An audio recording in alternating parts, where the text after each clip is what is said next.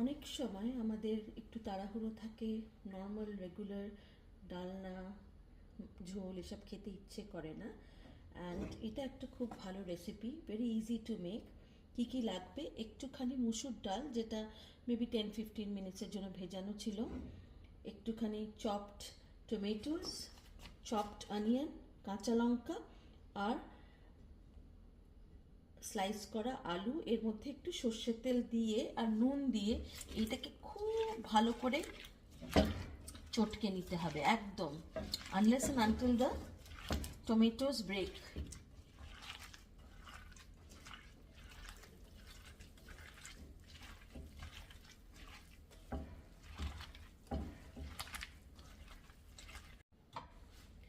তারপর এর মধ্যে একটুখানি খুব নামমাত্র হলুদ, লাল লঙ্কা পাউডার দিয়ে দেওয়া হয়েছে। ধনে অ্যান্ড জিরে ইজ এন্টায়ারলি অপশনাল, আপনি যদি দিতে চান। তারপর সবগুলোকে ভালো করে মিক্স করে নিতে হবে।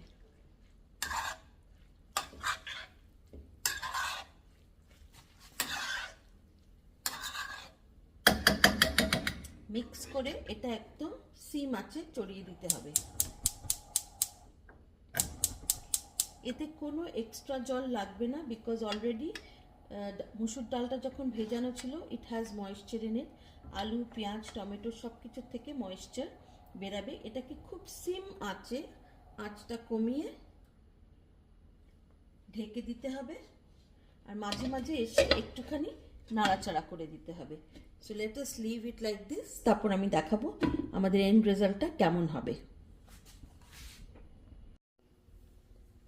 এখন পুরোপুরি সেদ্ধ হয়ে গেছে, এরকম কোনো জল নেই, সব শুকিয়ে গেছে। আর যদি এই কনসিস্টেন্সিতে আমরা দেখি আলুগুলো, আলুর শেপটা ঠিক আছে, সেদ্ধ হয়ে গেছে, পুরোটা ঘেটে যায়নি। এই স্টেজে আমাদের সুইচ অফ করে দিতে হবে। এখন একটা লাস্ট স্টেপ বাকি আছে। এখন লাস্ট স্টেপটা, একটুখানি একটা তড়কা বাটিতে একটুখানি সর্ষের তেল নেবেন, ওর মধ্যে একটু কালো জিরে দেবেন,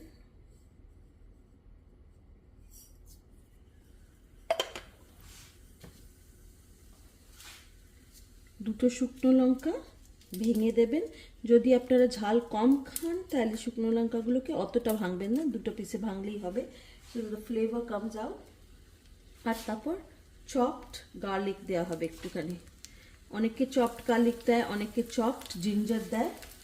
it's entirely up to you কোন ফ্লেভারটা আপনাদের বেশি পছন্দ। আমার গার্লিকের ফ্লেভারটা ভালো লাগে, তাহলে একটুখানি চপড রসুন দিয়ে তাকে ভালো করে নেড়ে নিতে হবে। রসুনটা কিন্তু হালকা ভাজা হবে, একদম পুড়ে যাবে না, তাহলে ওটা অন্য এক রকমের ফ্লেভার আনবে, যেটা আমাদের চাই না। এখানে টেস্ট এনহান্স করার জন্য কেউ গ্রাউন্ডনাটও দিতে পারে, একটুখানি মুংফলি বা যেটাকে আমরা চিনে বাদাম বলি, বাট আমি ওটাকে সিম্পলি রাখছি।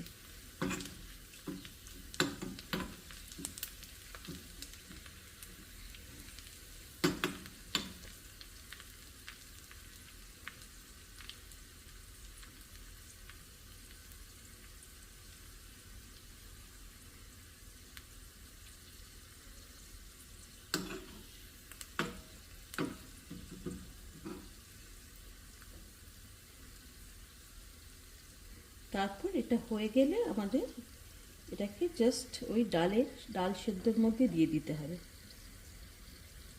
আর একটু ওয়েট করছি।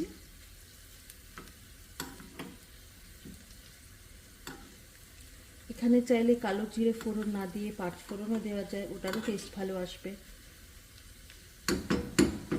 At this stage I will turn it off, এরপরে পুড়ে যাওয়ার চান্সটা থাকতে পারে। এখন আমরা এটাকে যে ডালটা সেদ্ধ করে রেখেছিলাম ওর মধ্যে মিক্স করে দেব।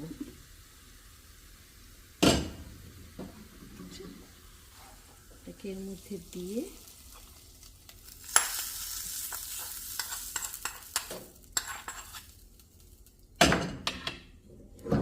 এটাকে ভালো করে মিক্স করে নেবেন।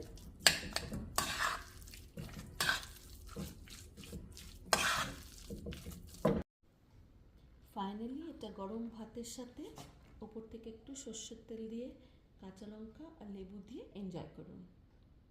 Happy eating.